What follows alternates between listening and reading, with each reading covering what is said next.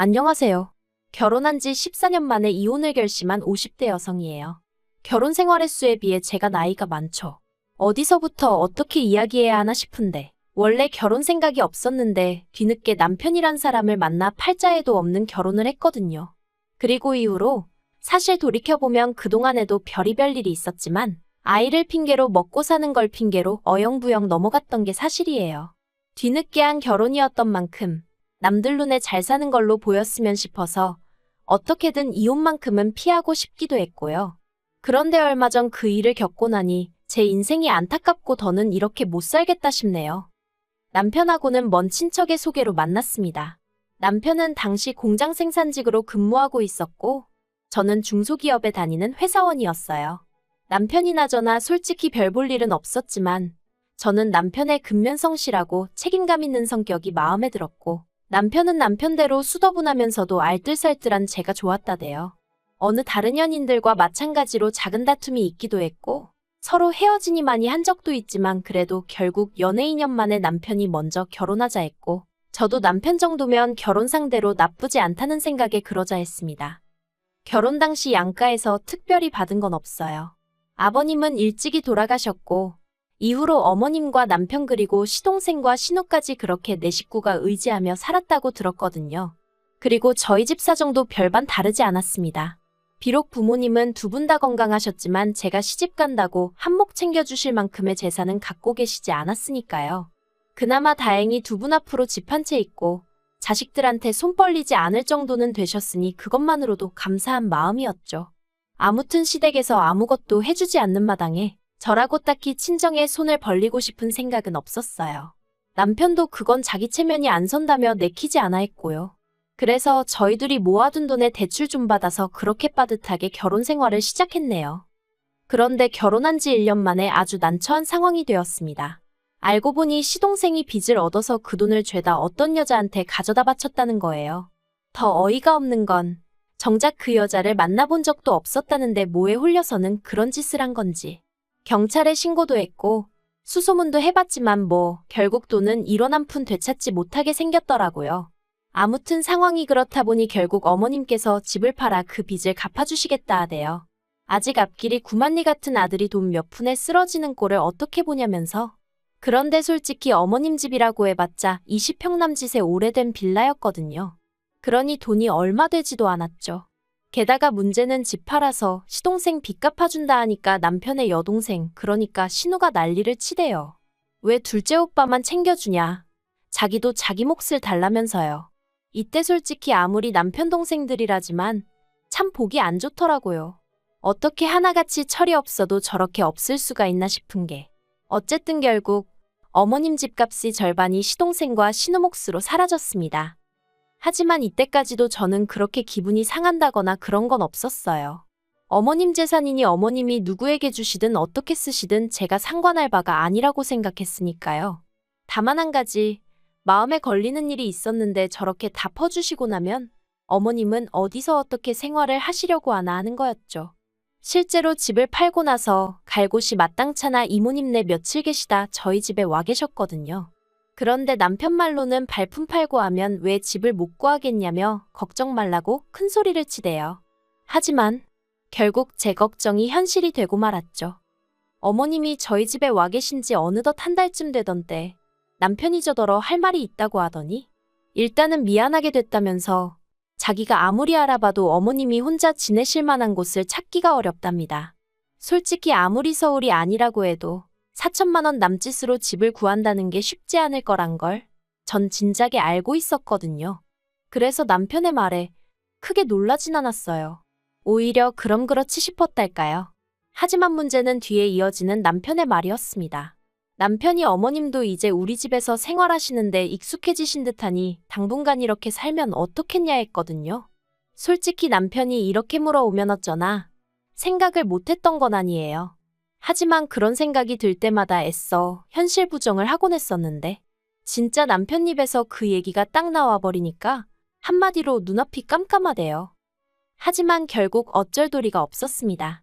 돈이 없다는데 무조건 싫다 안 된다 하며 어머님더러 나가시라 할 수도 없고 그래서 일단은 저희가 애가 없었으니 나중에 아이방으로 쓰려고 했던 방을 어머님께 내어드렸어요. 그리고 남편에게는 나름대로 노력하겠지만 그래도 나도 직장 생활을 하니까 어머님이 살림은 좀 도와주셨으면 좋겠다고 솔직히 얘기했습니다. 그랬더니 남편이 자기 어머니가 그래도 그렇게 꽉 막힌 분은 아니라며 걱정하지 말라고 하더라고요.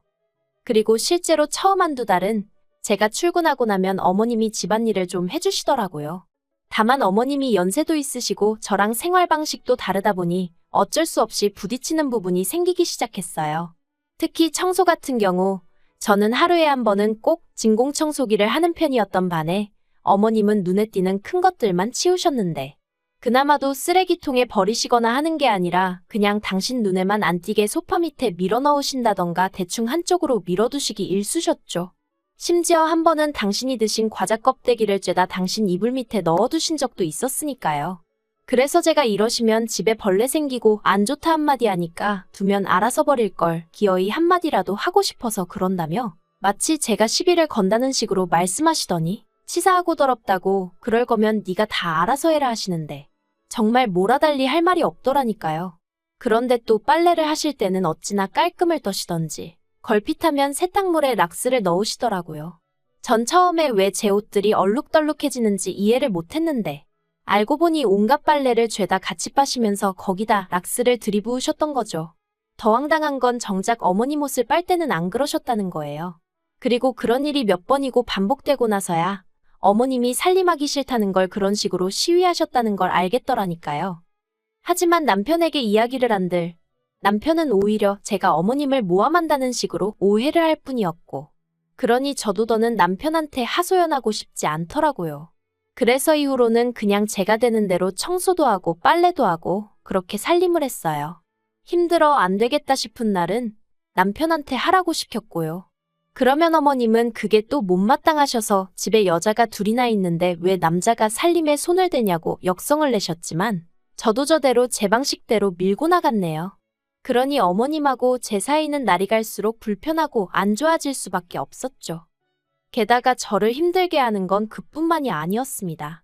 어머님과 합가한 지 1년 좀 지나서 제가 지금의 딸을 갖게 되었어요.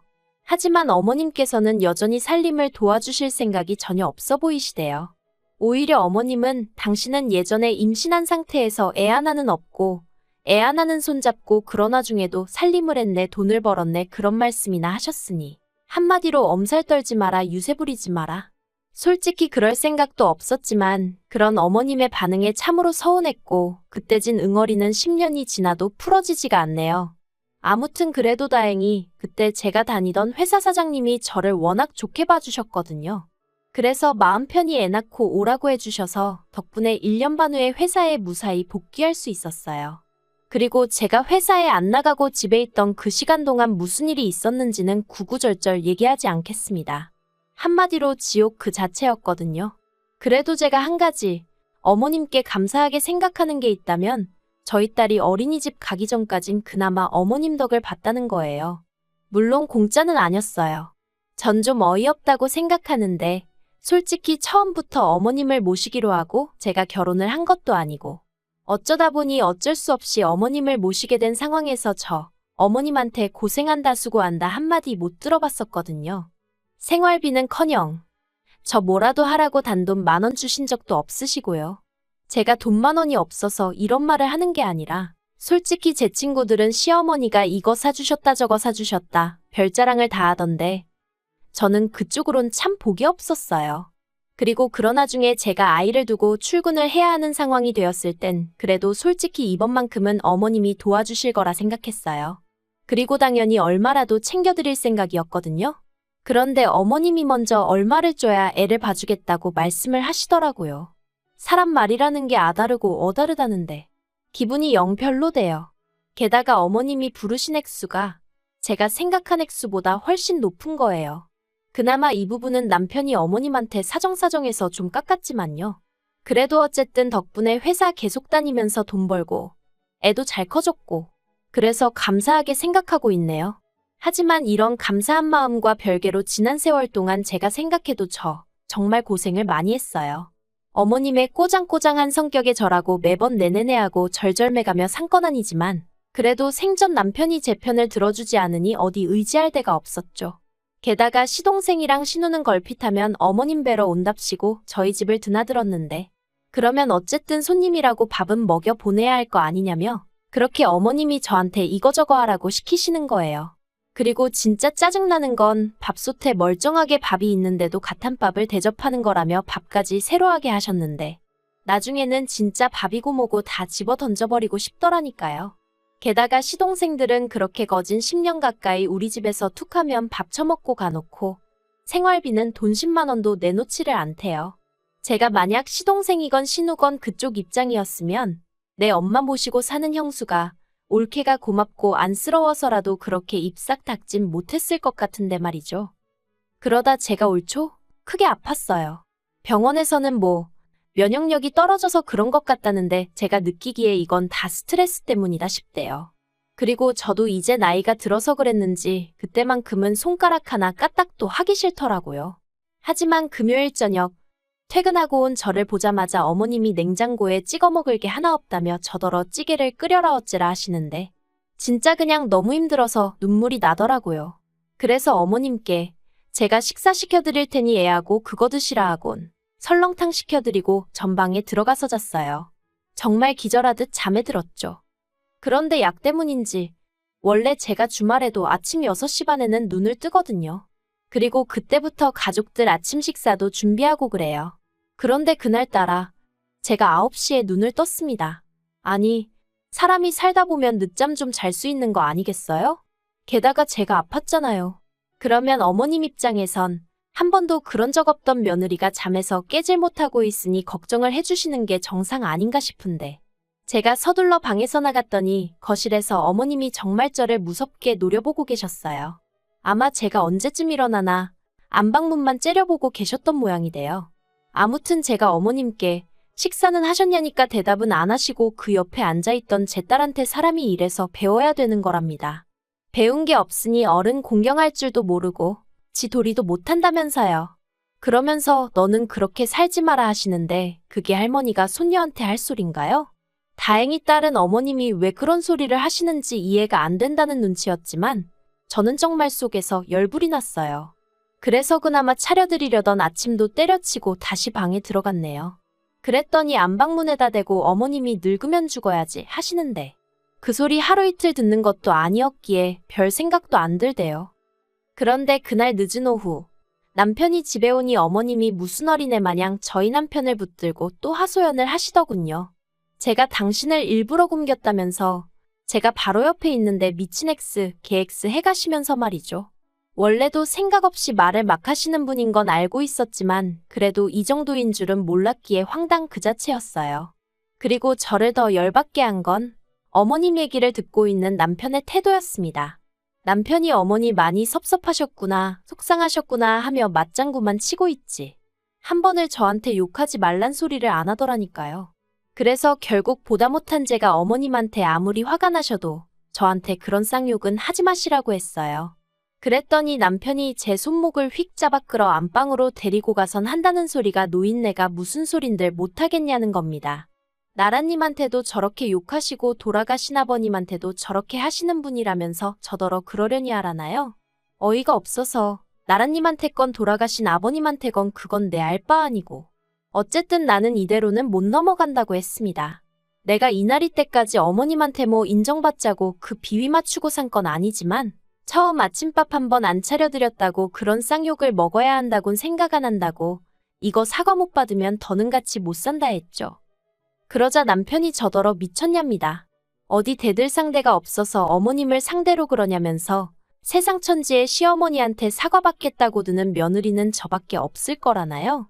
그리고는 저더러 한다는 말이 솔직히 제가 어머님한테 뭘 얼마나 해드렸다고 유세냐대요.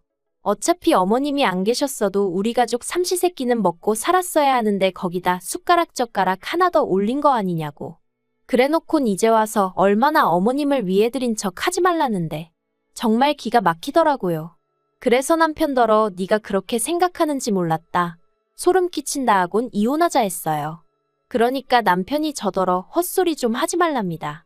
그냥 저 하나만 참고 넘어가면 될 걸 괜히 일 키우지 말라나요? 그리고 솔직히 이후로 또 몇 달 동안 이혼 생각을 하면서 정작 행동엔 옮기지 못하고 있었어요. 가장 마음에 걸린 건 아무래도 딸하고 돈이었죠. 딸을 제가 키우고 싶은데 그러면 살 곳도 마련해야 하고 어쨌든 제가 직장이 있긴 했어도 이혼하고 나면 수입이 반토막 나는 거니 그걸로 둘이 살 수 있을까 걱정도 되었고 그래서 이도저도 못하고 있었거든요. 그런데 지난달 초 저희 어머님이 위암 판정을 받으셨네요. 3기로 넘어가기 직전이라고요. 그리고 그제서야 어머님 병수발을 누가 들거냐로 얘기가 나오기 시작했어요. 물론 시동생하고 신우는 누가 먼저랄 것 없이 자기들은 못한다고 나왔지만요. 그런데 웃긴 건 저희 남편은 당연히 제가 해드려야 된다는 식인 거예요. 제가 평소에 제대로 못 챙겨드려서 이렇게 된 거 아니냐는 식으로 몰아가더니 책임을 져야 할 거 아니냐고요. 어이가 없어서 난 당신하고 이혼할 건데 내가 왜 어머님 병수발을 들겠냐고 안 한다 했죠. 그러자 남편이 그때부터 하루는 저를 달랬다가 하루는 윽박을 질렀다가 아주 난리도 아니대요. 그렇지만 저 솔직히 저희 어머님 위암 걸린 거 인간 대 인간으로 안타깝긴 한데 며느리로선 하나도 불쌍하지 않아요. 고소하다, 잘됐다 그런 건 아니지만 적어도 제가 어떻게 해드리고 싶다, 도와드리고 싶다 그런 마음은 안 생기네요. 그리고 저는 결국 딸을 데리고 친정으로 왔습니다. 뿐만 아니라 저도 제 나름대로 따로 찬 주머니가 있었기에 이혼을 위해 변호사도 샀어요.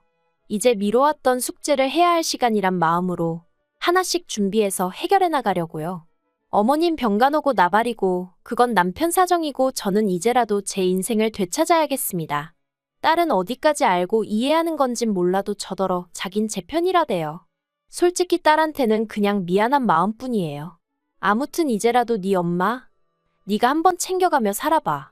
장담컨대 얼마나 다루기 힘든 양반인지 너도 금방 깨닫게 될 거고 나한테 진짜 고맙고 미안해서 피눈물을 흘리게 될 거라고 얘기해주고 싶네요.